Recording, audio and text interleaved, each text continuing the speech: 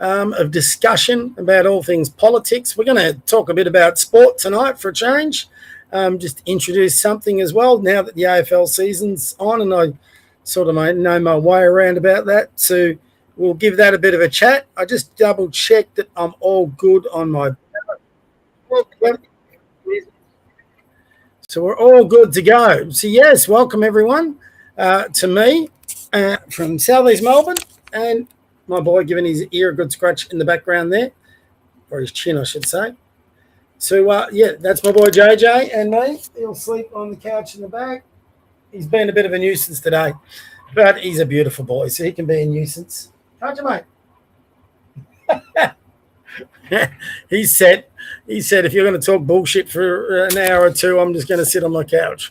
So every time I do this, I do my live streams each day for the Charlie Kirk Bible read and Bob rant, or I tried. I do them regularly. I shouldn't say I do them every day.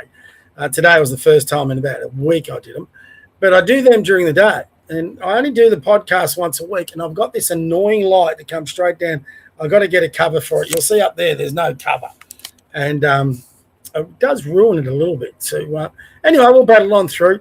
It's the podcast on the old cheap version, straight from my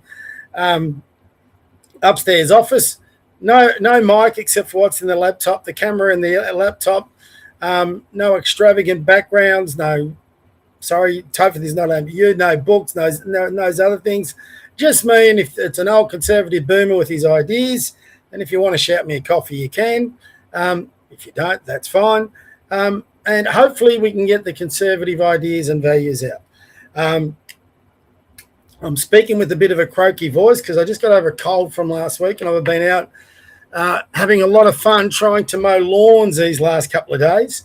So it hasn't worked out really well because my old lawnmower decided to break it down a bit, and I've just had to go put it in for a service. So I got halfway through a lawn, and I've got to go back next week because they can't fix it for a week, and then you've got Easter in between. So yeah, it'll be a week and a half at least before I can get that mower back. So hopefully I can get it back soon. We'll see how we go.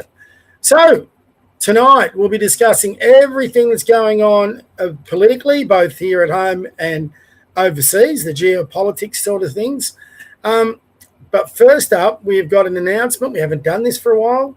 We've got a policy announcement that we've come up with, and it feeds into one of our other policies on governance in regard to what do they call them? CIRs. So a CIR, it's something I think that was developed through Switzerland, I think it was. Switzerland or Sweden, I'm pretty sure it's Switzerland. Well, what that stands for is a citizen-initiated referendum. So we've already announced that one, but we're going to do something special for the regions. So we've come up with a new policy called, funnily enough, our Regions Initiative. What's a region? A region is a country area. So, it could be Northwest Victoria or East Gippsland or Mid Gippsland or the mountain regions up in Northeast Victoria, things like that. And it just got me thinking the other week, especially with these fuel shortages we've got and the diesel, how much of a battle it is for the farmers. And the problem we have is the vast bulk of the country lives in metropolitan areas. So that means the vast bulk of our MPs are metropolitan MPs, which means our poor old country cousins, they don't get as big a say in Parliament as what we do in the metropolitan electorates. Far more electorates in metropolitan areas than are in country areas. And they have unique things they need in the country regions. So being an ex-country boy myself, born and bred in Bensdale in East Gippsland, shout out to my family down there, we have come up with the Regions Initiative. Now, the temptation was to call it the ministry, but we've already formed in our policy, if you look through our page, which I'll show you in a minute, a few new departments, and we'll make those departments because we'll get rid of other ones. But this one, we don't want to get overburdensome with government. So we're just calling this the Regions Initiative. And as always, with all these policy announcements, if you've got better ideas, feel free to send them through, and we'll either adjust the ones we've got or maybe come up with a whole new idea, policy initiative. So this is what is behind the Regions Initiative. Our country regions, as I just said, are routinely forgotten by our parliamentarians in the nation's policy development. I shouldn't say as. I always find out my grammar when I read my own stuff. I quickly read it before the program, but I don't catch everything. Our political and policy debates are dominated by metropolitan electorates and politicians who, on the whole, don't share a similar ideology or values with the majority of regional MPs in our parliament. My God, I've started poorly already.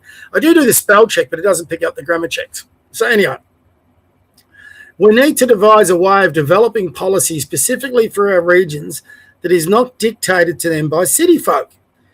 We would implement an enhanced version of our already announced citizen-initiated referendum, CIRs, that would allow citizens in regions not to only veto policy that negatively impacts on our country people, but also allow them to propose their own policy initiatives for urgent consideration. So the CIRs, a citizen-initiated referendum, can be initiated by any group of citizens right across Australia, whether metropolitan or country. What we're saying on this one, in the Regions Initiative, we would give priority to the regions because they don't have the similar voice that metropolitan citizens do. Now, that doesn't mean we ignore the needs of the metropolitan citizens, but it just means we give a priority to the country ones because, if we're being honest, if it's not for the country, we don't get our food, we don't get our mining, we don't get our fuel, we don't get a lot of manufacturing, all that sort of things. The regions are really important to how we survive in metropolitan cities. We implement legislation, now this is really important, that would allow regions to appeal to our High Court to veto government legislation that impacts them negatively and is not in the national interest. Now, I'm not a legal, but there's got to be some recourse if a government brings in policy or legislation that could really hurt our farmers, our regional industry, including mining, for example, the exploration of oil. They should be able to take it to the High Court. Now, again, I don't want to duplicate things. You could establish a tribunal, I suppose, but then you've got to set up a whole another department. Let's get it through the High Court. It's what it's there for, to decide these. And this would be veto either that or pursuing their own CIR, citizen-initiated referendum. We would establish a subsection. Now, this is not like the Indigenous voice. We're talking about a subsection. So in our parliament, you've got, it's about 160 or 140 politicians, right? A number of them obviously come from the country. The subsection would be the regional MPs. So you separate the regional MPs. In doing that, in that subsection of our parliament, a whole bunch, you would probably find that parliament, that subsection, would lean conservative because most country people lean conservative. So it would introduce a whole new dynamic at putting forward policy proposals, ideas, and even legislation for the rest of the parliament to consider. If the rest of the parliament can knock that back, then those regions can go to the High Court. All right? We would establish a subsection from within our current MPs, the regional ones, to form a regional parliament, to form a regional subsection of the parliament to consider country issues and policy development. This would not be a separate parliament, a subsection of the current one, where elected MPs from regional electorates would sit in both chambers. The regional subsection of our parliament would consider with urgency any successful CIR. So if a region put forward a CIR and it was voted through, they would consider that for policy consideration or even for veto. So if it was put up and they said, yeah, no, we're not going with this, we'll put up something similar. So when I say a separate chamber, they could use the same lower house chamber to sit for their parliamentary sessions, but then they come back and sit in with the rest of the metropolitan MPs. It just allows debate across policy issues with the elected representatives from those regional centres. If regions are unsuccessful within their endeavours, they could then take these policy ideas and objections to the High Court for final judgment. So they may not get what they want, but they at least get a voice to put forward policy ideas and hopefully get them put through our parliaments. If nothing else, they might get watered down versions, which is still a win.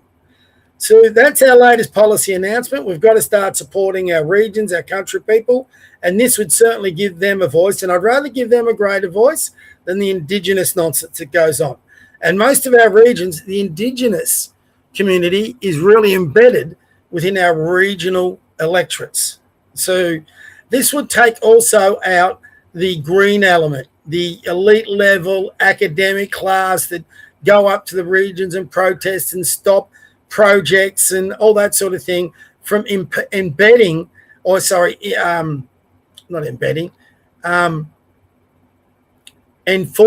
their own goals and agendas and ideas on country folk, and then these people just drive back to Melbourne to exist.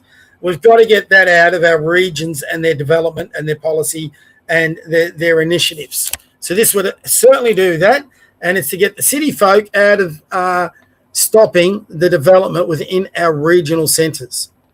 That's our latest initiative, which we'll put up on our policy platform. And it won't need, the beauty on this, it won't need staff for a new ministry. It won't need any extra MPs. It won't even need an extra tribunal thing because you incorporate it into the High Court. So you're not talking extra staff, extra funds. We'll have some probably extra funds in there just for the administration of it, but that's about it. So, yeah, if you're interested in your thoughts, that is our latest policy announcement. Hope you like it. Outside the grammar areas, that is. So, yeah, there's another one to put on there. We're really starting to build a policy platform for the Eureka Conservative to take to our politicians, which hopefully on the 8th of April, we'll get Senator Malcolm Roberts. Our goal is to give them ideas. He'll get on here and hopefully he gets to have a look at it. And if One Nation want to take any of those ideas and run with it, absolutely, feel free. Should be some consideration considering we're a conservative podcast and they're a conservative party. We'll see. For those who don't know, April 8th, 4 o'clock, we have an interview with me and Senator Malcolm Roberts.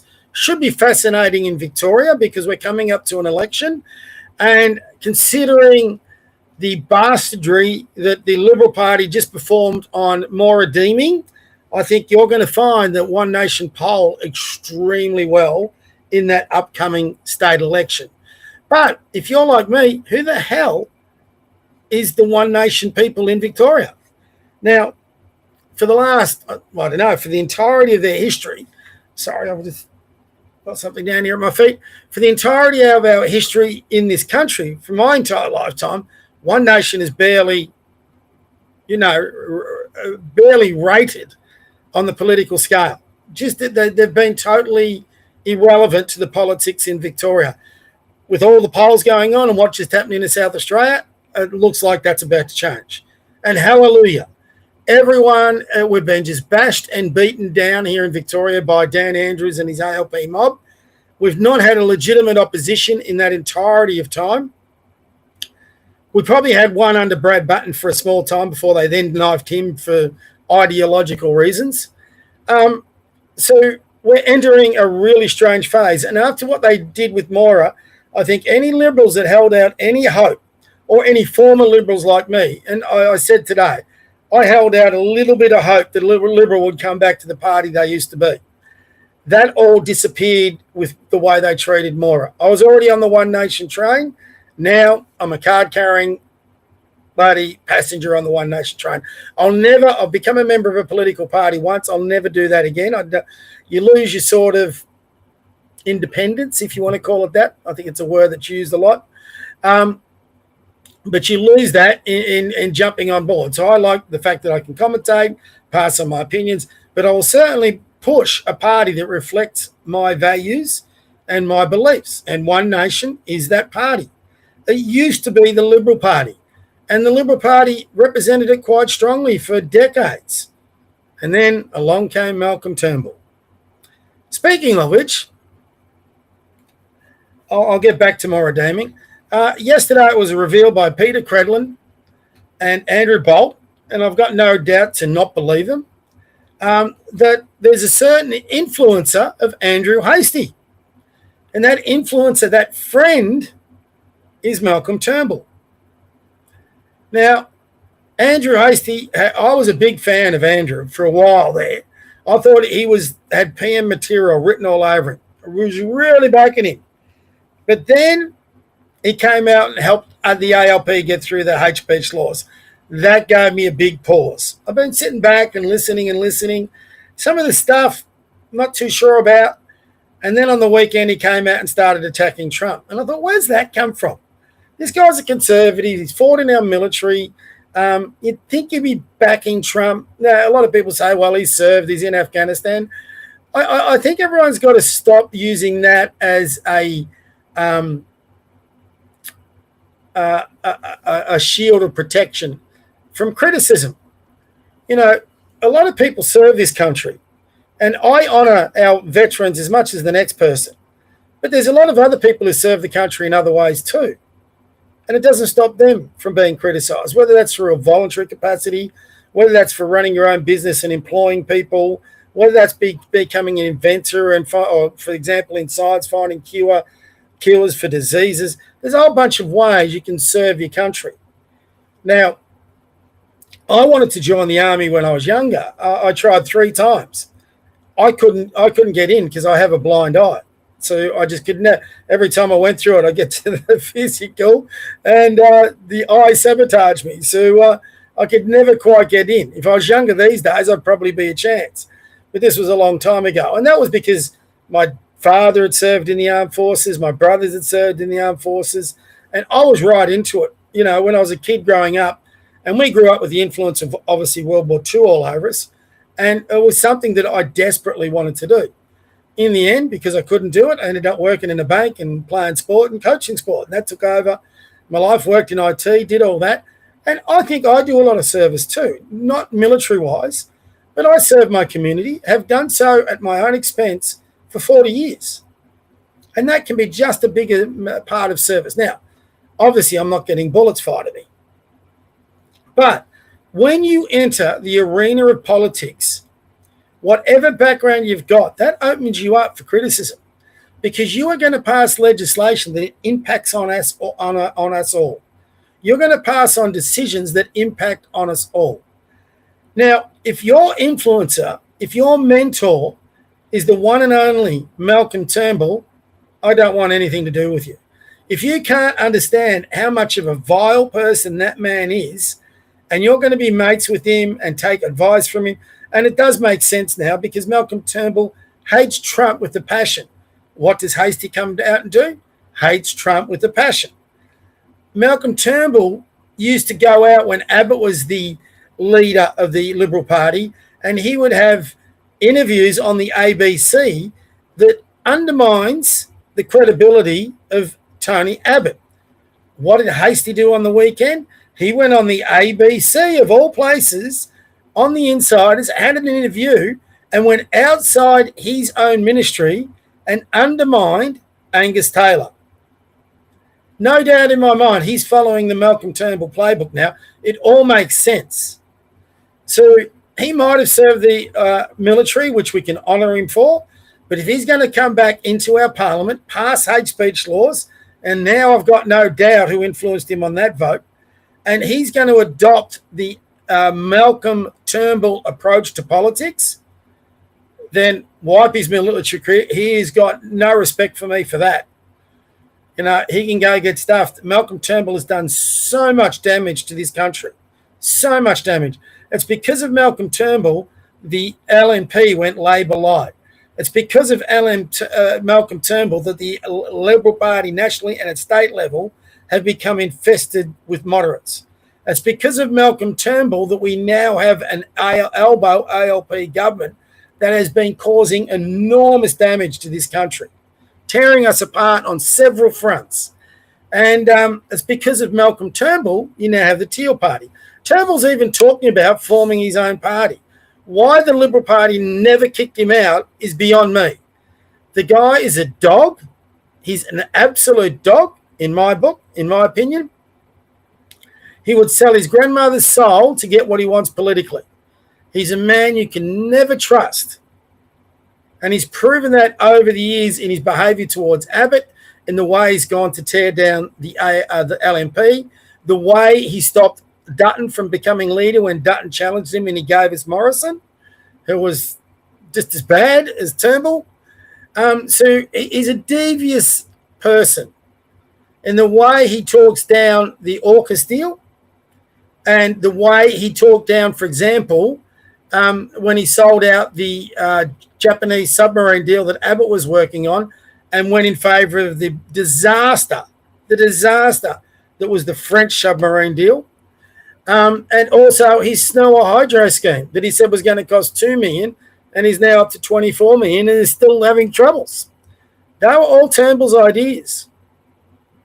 So, Hastie, if you're in the Turnbull book, mate, you've lost me. And look, one thing, I rang up Andrew Hastie's office. I offered my full support to try and get him to become the leader. It was shoved back in my face.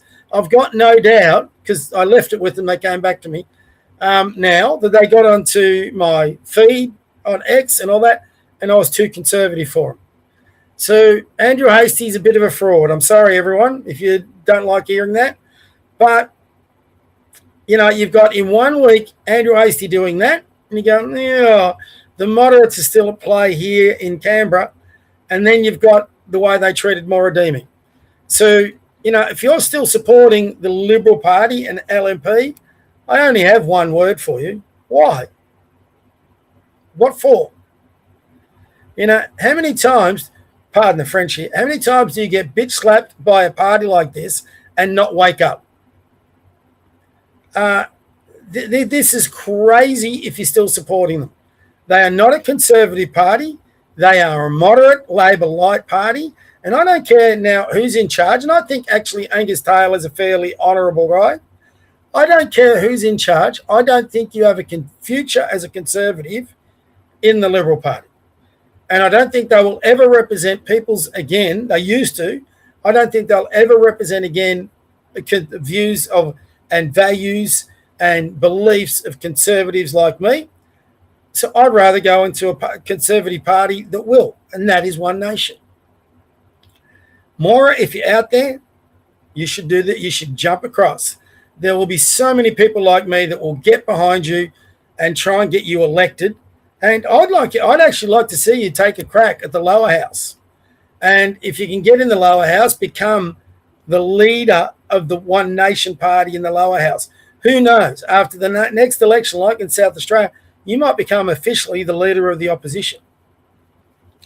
Because I can sense, and I could be wrong, but I sense a bit of a tidal wave of the orange tsunami, as they call it for Western Sydney, the Western Sydney Giants in the AFL, the orange tsunami. I think it's coming to Victoria. Now, could definitely be wrong, but there's certainly a sense of it. Because I think people are fed up. They're just fed up. And, you know, we get all this stuff. Well, One Nation has been criticised for the vetting of their candidates. Look at what the Liberals have just done with Morradimi. They've just put in a guy that pleaded guilty to health issues in his restaurant. Like they found that when they inspected his restaurant, apparently they found rat droppings on his kitchen floor. You know, he had to shut down his shop because of health fears for his food. And now we find out he and one of his buddies from the Western group of the LNP, the ones who decided who was on the ticket for the Liberal Party in the Western Metropolitan region, and one of his buddies wrote letters of recommendation, letters of support for a guy that ended up being found guilty of child exploitation. What's going on at the Liberal Party? Anyway, it actually brought me into, which I find amazing, and I apologise today, so I'll repeat the apology. I apologise today on my earlier live stream to Topher Field. Now, I'll always have differences with Topher. There's no doubt about that. if I'm being brutally honest, and this is not an attack on Topher, but he just grates me the wrong way sometimes. Not what I'm about. That's on me. I've got to get over that, because me and people like Topher and any other conservative who share the values that can get one nation in a government, we've got to smoke the peace pipe, we've got to lay down our arms, and we've got to get behind one nation. Now, I've been hanging out for a minor party to come forth to challenge the major parties. The last federal election, I voted for no one, because it was all, again, the Liberal and Labor choice. There was no minor party that was challenging either of those parties. And I said back then, I'm voting for no one because no one reflects my views that can win government. I'm now of the opinion that if one nation can get its act together, I actually think they could win government. Maybe not this election. I'm talking about the election further. But politics is a funny sport. Things can change very quickly. And all you need is enough votes and enough preferences. And I said today, my first preference is for one nation to form government by itself. My second preference is to form a government, a coalition government with the Liberals and Nationals, but as the major party in that coalition. My third preference was for them to win enough parties in both the lower house, enough seats in both the lower house and the upper house to have a legitimate balance of power where they can veto legislation. They're the only three options, with the number one option winning government. Now, I'm pretty sure when Menzies first aligned all the centre-right parties to form the Liberal Party, everyone probably back then in its early days said you had no hope of winning government. Well, he won at the next election. So things can change rapidly, and I think I'm sensing that now. I just think everyone is so over it. We're over the corruption, we're over the fraud, we're over the bullshit, we're over the lies. We're overseeing our country degraded. And when you look at more redeeming, this has got nothing to do with Indians. I got accused of being a racist today because I made the following observation. So for those who accuse me of being a racist, call me a racist again. But when Moira walked out of that meeting at Liberal Party headquarters, and then you had a bunch of Indian men hugging each other and celebrating that one of their own, and I'm talking one of their own as an Indian, won that pre-selection battle, that should send shockwaves through the rest of us. We now have little Indias, little Chinas, little Irans, little Iraq, Syrias, whatever, these islandry groups that are in our society that all congregate in one area, to one electorate, and they push their people in. Before we know it, we are going to have up to 50% or more of electorates of members of our parliament without Australian values, without Australian heritage, without Australian culture, telling us how we have to live our lives as Australians. And the reason that'll happen is because Australians traditionally are too lazy to get organised. So I'm going to do what I can to try and support one nation. And it's already started, but it really starts taking traction on Wednesday, 8th of April, 4 o'clock, when I have an interview with the Senator Malcolm Roberts from One Nation. And how good is it? I've been writing to Liberal members. I've been writing to National Party members. I've been writing to them, both state and federal, about coming on and having an interview, giving them that chance. Don't get a reply. Former MP Luke Halsworth, he replied, and George Christensen, to his credit, years ago, they both replied, and we had an interview. Luke didn't win his pre-selection battle either. He lost it on the weekend. Bizarrely, Matt Canavan is number 2 on the ballot for Queensland. Now, if One Nation keeps surging, we're in the bizarre situation where the leader of the Nationals could not win his seat in Parliament. You're talking One Nation heartland in Queensland. Matt Canavan might not win his spot in the Senate. Then what? So we're living in interesting times, but this is like an occupation of Australia. If you get enough people whose, like I said, their heritage, their culture and their values are more closely aligned with their home country, their birth country, than what they are with Australians, and there's enough of them in the Parliament, all of a sudden they'll be combining to veto a lot of legislation that would benefit Australians. You watch You watch our Christian heritage get trampled all over.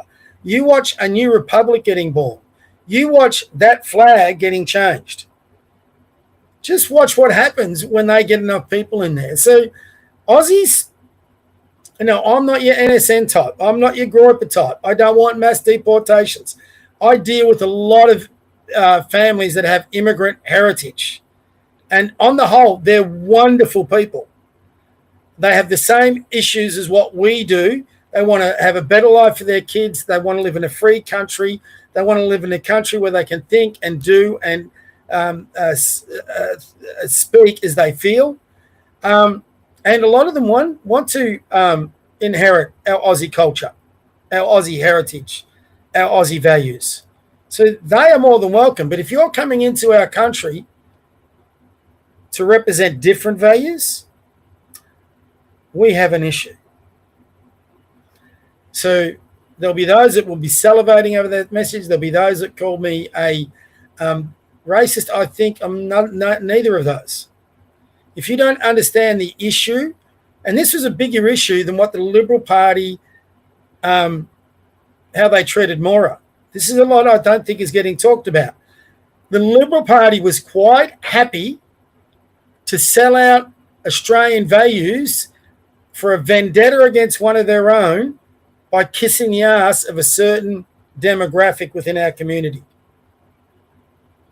And the ALP are just as bad with the Islamic community.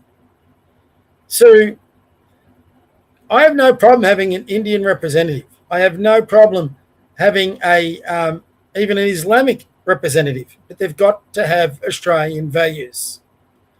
And again, if you go through our policy platform, it reflects that. And why is that so controversial?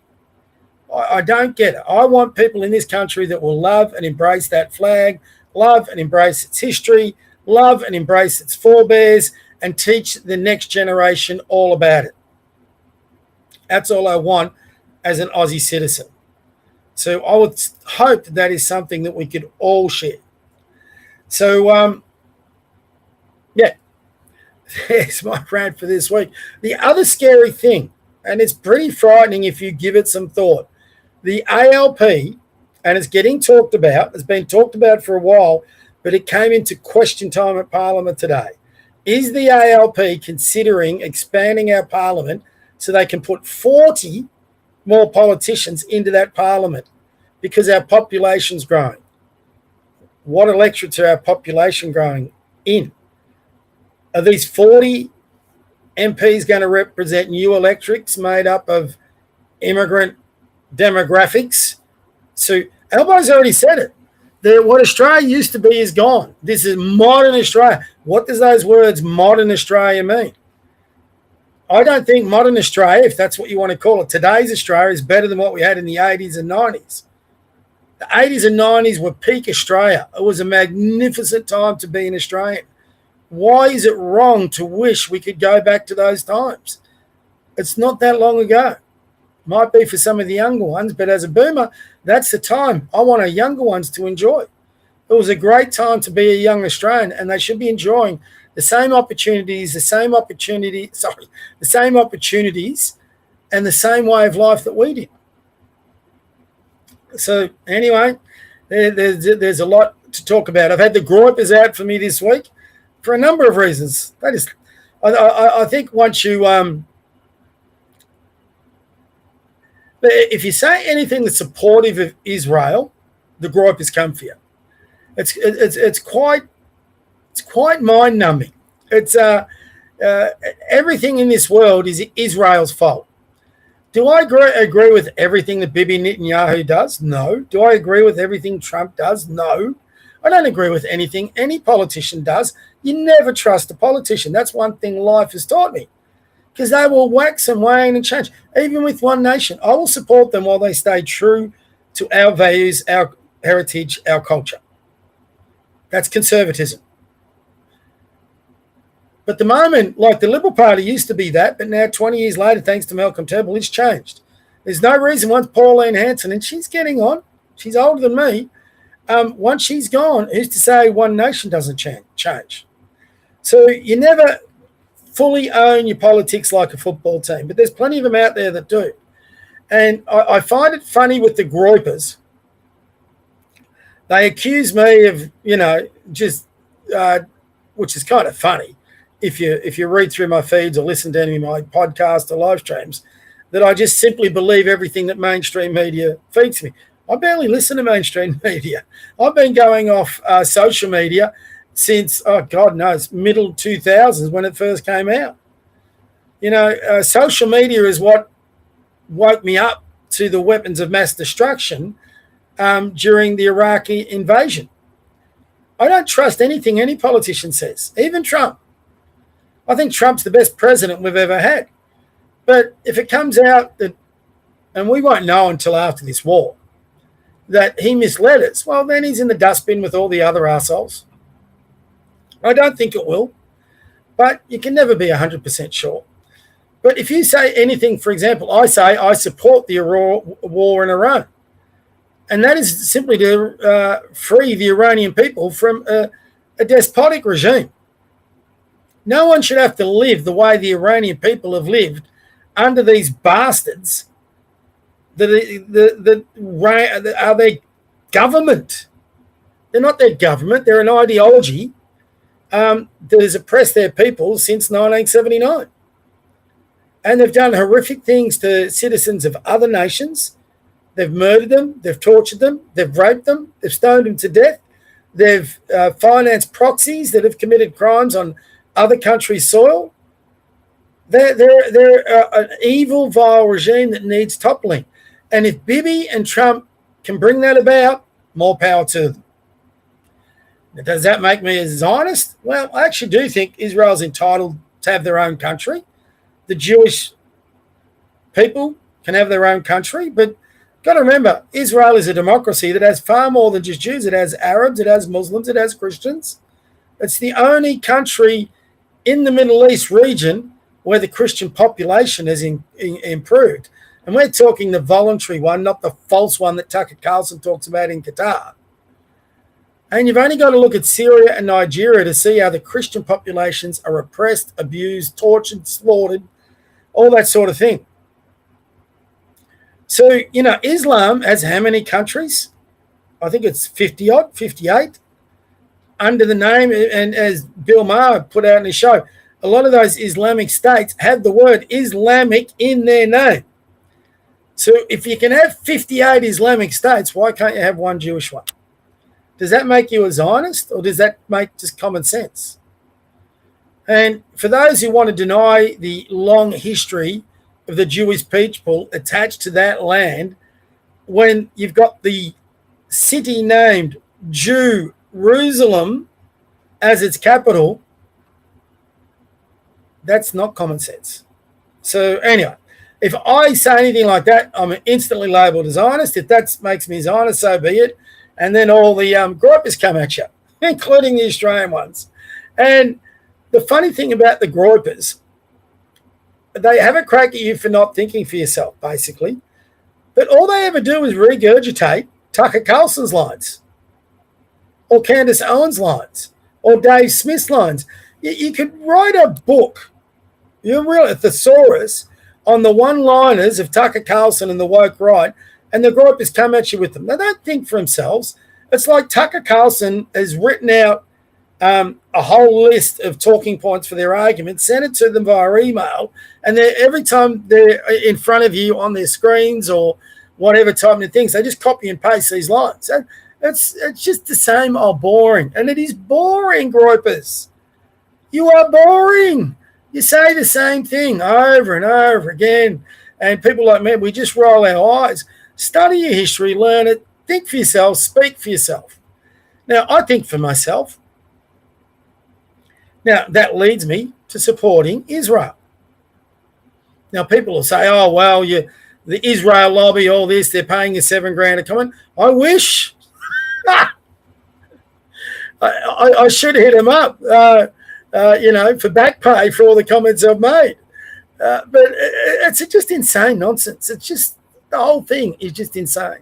So God bless Trump. God bless Bibi. God bless every single military personnel in the Middle East that is fighting the battle of civilizations. I compare this to a modern crusade. Here we go. My boy's up and about. What do you want to do? You want to say hello? Come on. Come on. Come and say hello. I think I know what he wants, but he's not getting it for now, and I'm not saying the word. See, on your couch. On your couch. Good boy. Dogs are great. If everyone had a dog, the world would be such a much happier place. Unreal. So, yeah, I had a few gropers coming at me, so they're a bit mindless. They're nearly as mindless as the ALP lot. The ALP, they just regurgitate the same lines. This is where I do give the centre right a lot of credit. And you don't have to like me. You don't have to like people like Topher Field, for example, Ali Marshall, all those sort of things. But I tell you what we do. I think we can all honestly claim the title, Topher, me, and Alexandra, shout out to you guys, of being independent thinkers, because we are far more critical of our own side than we are of the ALP.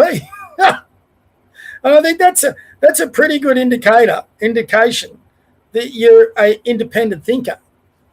I had an argument with someone about a critical thinker. I don't like the words critical thinker because in 99 times out of 100, it's some narcissist that is trying to put someone down, saying they can't think about an argument.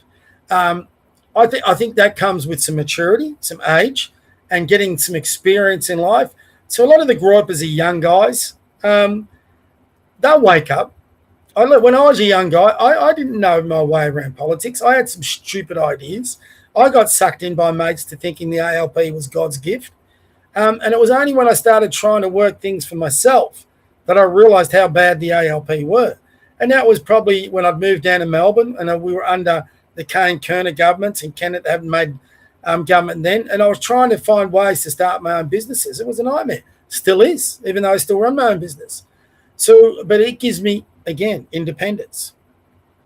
So I like that part of it. I'm my own boss. I can decide what to do with my own time. So when you're younger, you have ideas that over time, you get married, you have kids, you start saving for things, you buy things, you work hard, you see the value of capitalism, of conservatism, of liberal democracy. You see those advantages. Now, a lot of our younger ones aren't seeing that at the moment, and that's because our governments aren't delivering it. And who's the ones that are piling into the LNP and the Liberals and all that for being Labor light? It's not the ALP. The ALP love Labor light. It's conservatives like me. It's people like Topher. It's people like Alexandra Marshall. And that's why I've got to build bridges with people like Topher. Liberals are gone. Now, will me and Topher get along and get on with everything? No. And I'm not talking, I don't know Topher. I've had digs at him on social media. He's had a few digs at me, if he's being fair. I don't like everything that he does. He doesn't like everything that I do, but we share far more. We agree on far more than we disagree. And I think a lot of us on the centre right now, it's time. It's time we've got to stop fighting each other, and we've got to get behind one nation. The little silly battles have got to stop now. If you didn't watch that more redeeming, the way that group of Indian men came out and celebrated, and with the ALP now talking about more MPs in our parliament, more MPs that will serve certain demographics ahead of Australian ones, then you don't realise the occupation that's starting to take place under your very noses. And there's only one party that can win government or influence government that is talking a conservative agenda that will push back on our behalf, and that is One Nation. So we'll talk all this over with Malcolm Roberts on the 8th of April. If you've got any questions, ideas, anything that you want to put by me, especially if you're Victorian, to put to Malcolm Roberts, send it through on my DMs. If you don't follow me, just get on one of my threads on this thread. I'll put this up on X, and just follow me, and I'll send you a DM or whatever. Then you can send me a DM, and get, especially if you're Victorian, because we want to bring up some issues for Victorians going into the next election. I basically want to know the people who are representing One Nation. I've got no idea. How are they recruiting these people? How are they vetting them? When are we going to find out about nominations? We're getting closer and closer to that election. We'd need to know, are the state policies going to be different from the federal ones? If not, why not? There'll be a few questions along those lines. And listen, mate, I'll give you one story about Malcolm Roberts. Is in COVID, I was in a bit of trouble financially, and I reached out to quite a few MPs. You want to know the only MP that reached out back to me? Malcolm Roberts. He couldn't help me much, but I appreciated the fact that he actually reached out and tried to help. No one else did. So that speaks volumes for Malcolm Roberts in my book. He didn't need to reach out, but he did. And he didn't know whether I wasn't a One Nation voter. I was a member of the Liberal Democrats at that stage. So despite that, he still reached out. A good man. There's not enough good men in our politics. Malcolm Roberts is one of the good, decent men. And I can tell you that from personal experience. And hopefully we have a great discussion and we can find out a lot more about One Nation and who to look for when we are wanting to vote for them. And let's hope they can strike a preference deal. I've got to give one last thing. I've got to give a bit of credit to Jess Wilson. And I wouldn't have said this 24 hours ago, but Jess Wilson has come out strongly in support of Maura Deeming. She's come out strongly against the process that happened to get her taken off the ticket, and she wants it reviewed. She understands she's also being sabotaged here, and her chances of being successful in this next election are being sabotaged. So you've got to give her some credit on that. There's other things I don't like, but apparently her and One Nation are going to get into a preference deal. Despite what's happened to Maura, and I hope Maura goes across to One Nation, One Nation's got to be our second preference to ensure we get rid of the ALP in Victoria. The Liberal Nationals have to be your second. It has to go that way. No more mucking around. One Nation first preference. LNP second. Get as many One Nation MPs in there as possible, and then hopefully they've got more MPs and they have the Liberals coming knocking on their door begging to form a coalition. And I'll tell you what would be the biggest payback is Maura to jump across to One Nation, jump into a lower house seat, win that seat, and they win enough seats to be the major party in a coalition and form government, and Maura Deeming becomes premier. I know I'm asking for a lot, but wouldn't that be the best payback ever? Oh, the Liberals would be, Pasuto would be beside himself if that ever happened. It would be glorious. So Maura Deeming, go lower house, go One Nation, let's get you premier. All right, that's enough for me. He's hankering, aren't you, mate? Yeah, he wants me to finish up. So I think it is time. God bless you. I forgot this in my live stream today. God bless you. God bless your kids. God bless your grandkids. God bless your pets. God bless that flag. And God bless our country. And let's get behind One Nation to save our nation. See you, everybody. Bye for now. I'll see everyone who follows me on the live stream. The Charlie Kirk Bible Read and Bob Rant tomorrow. Definitely will be on about 3:30. No, it won't be 2:30, sorry. And I'll see you all next week. And I think it's Thursday week. We've got Malcolm Roberts on. So just over a week's time. Anyway, see you, everyone. Bye.